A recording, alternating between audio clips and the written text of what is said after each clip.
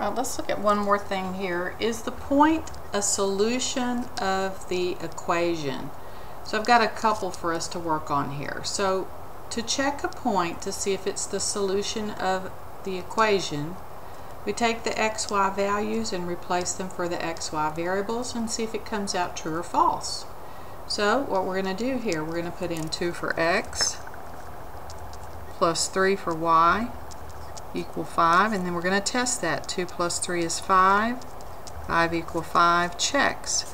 So the answer to this one is yes. Alright, yes.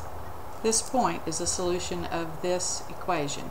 How about this point? The point 1, 6, is it a solution? So what we do is we take 1 in for x plus 6 in for y is equal to 5. 1 plus 6 is 7 equal 5.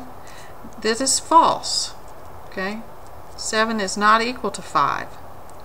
So we say, no, this point is not a solution of that equation.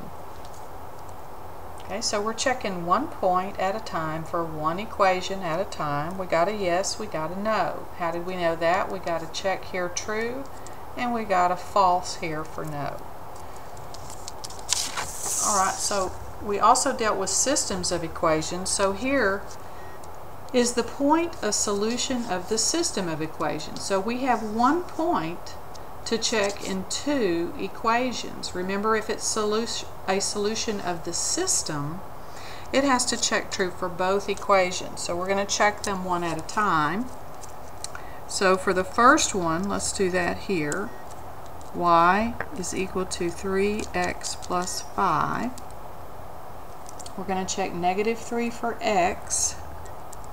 3 times negative 3. And negative 4 for y.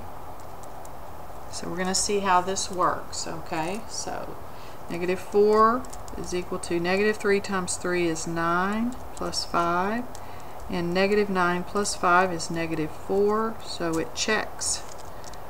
So we know it's a solution of that equation, but remember it's a system, so we have to check for both. So now we're going to check for this one. Y is equal to negative 1/3 x minus 5. So we're going to replace y with negative 4. Negative 1/3 replace x with negative 3. Continue with minus 5. So negative 4 is equal to, make this a fraction here, our 3's cancel to 1's, and negative times negative is positive. So that's all positive 1 with our minus 5. Math to do here, 1 minus 5 is negative 4.